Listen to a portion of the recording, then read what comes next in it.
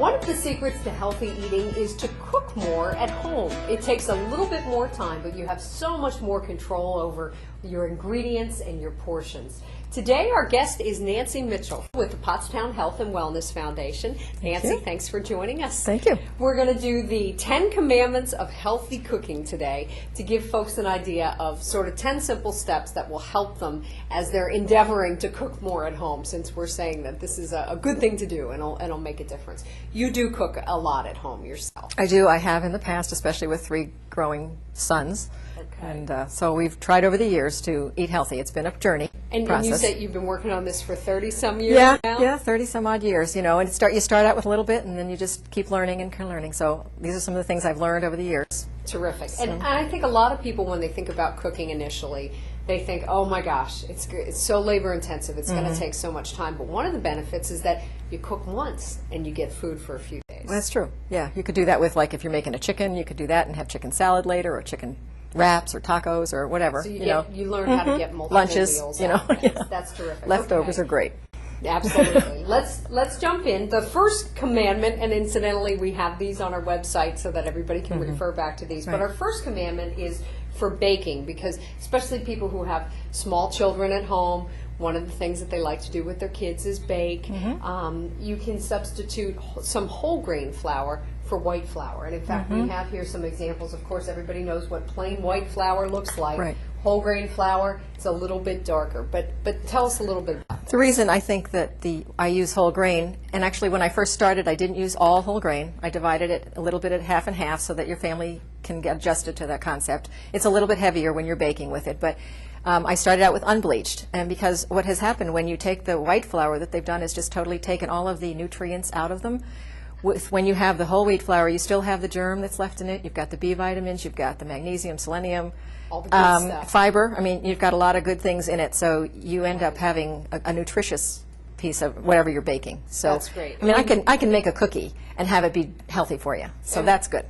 Yeah, and I've had some of your cookies, and they are pretty good. Yeah. And we know that fiber is so important, and that's a big part of that. Right. Commandment number 2, cut the amount of sugar that you're using in baked products and baked goods by half. Right. And I started doing that, I started doing that even without, not even in just baked products either. I mean, I'll be making other things, and somebody suggested cutting it in half, and I'm like, okay. You don't really need all that sugar. So you can show regular white sugar, of course, honey. Honey is a substitute. It is, and if you're going to use honey, you need to cut back a little bit of the liquid that is in in the recipe. Okay. Honey is good. There's other, like there's an agave nectar, which is a sweetener that I've just heard recently. There's something called brown rice syrup, barley malt syrup. Those are grain-based, so a little bit healthier. So when you start out, refined white sugar. Right. If you start out with the refined white, just start cutting it in half first. It doesn't really. And like I said, one of the things I found when I was doing making sugar cookies, I thought that's going to be a test. If I can make a sugar cookie and cut back on the sugar and it still tastes good, the only thing it did was made a few less cookies. So you really can't tell the difference in the flavor. And that's less you have to eat. Okay, commandment number 3. Okay. Egg dishes are dishes that use eggs. And that's everything from casseroles to different baked goods to souffles and things like that. You can use egg substitute in place of half of the eggs. And we have obviously some egg substitute here that you can buy in any grocery store. Right. Okay. You can also substitute things like orange juice if you'd like to, some yogurt, several things like that if you want to. Applesauce, canned pumpkin, things like that will work in place of in some of the eggs. Same thing for reducing the amount of oil in baked goods by half. Just like the sugar, cut it in half. Right. We have olive oil and canola oil. These are our oils of choices rather than... And the reason I think that oils are...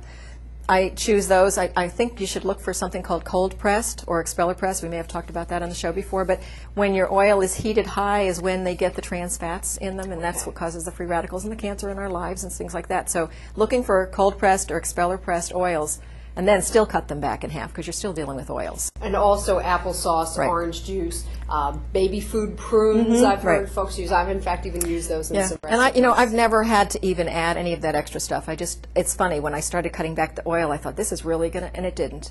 I just great. experiment a lot. I think that's something you shouldn't be afraid to experiment. So many recipes call for full-fat dairy products, and commandment number 5 is cook with reduced fat or fat-free products when they are there, when they taste good. You have to be sure that they're going to taste good and be good for your Sure, family right. as well. So we have some examples: some fat-free yogurt, sour cream, reduced fat cheese, cream cheese.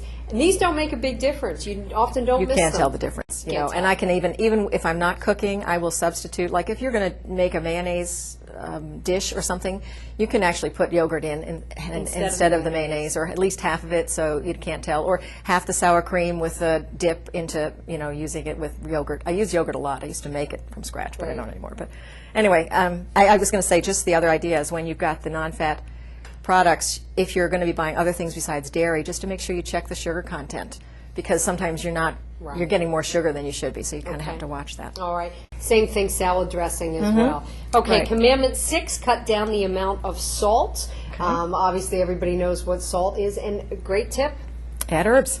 add herbs. you know. Replace herbs to boost some Right, of the... and I also have used sea salt in the past, Okay. which has more minerals in it, and so I use that as a process.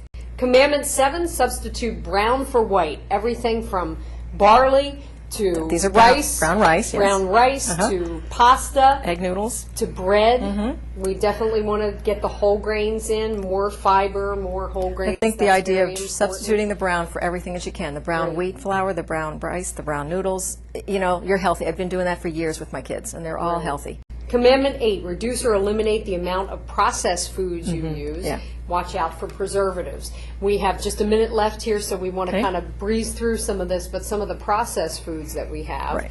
Just ignore them, basically. It's my- There's so many things, that chicken nuggets and things like that. that There's have so a many lot of preservatives in extra it, so many fillers. chemicals in it, and I think that years ago I had read that some people are being preserved in the grave because of all the processed foods that we're eating. So I didn't want my family to be having that. I want to eat real food and not have the preservatives in them. So, Commandment 9, never deep fry when you can cook in other ways. and I cook with oil very slightly. I add water to it. I add vegetable broth in it. So on top of the stove, don't fry, oven roast things, that type of thing. Great. And finally, commandment number 10, cook with more fruits and vegetables. And Excuse me. My theory on that was years ago we started using meat as a condiment.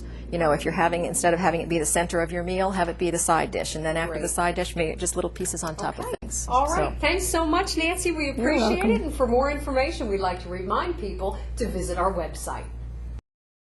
Today we talked about the 10 commandments of healthy cooking. When you're baking, think about using whole grain flour instead of white flour. Cut down the amount of sugar you use by half. You can reduce the amount of salt, use some herbs to boost flavor instead. Use low-fat or fat-free dairy products, things like fat-free sour cream or low-fat yogurt. Think brown instead of white. Brown bread, brown pasta, brown rice. Eliminate the amount of processed foods you use and use more fruits and vegetables. The full list is on our website.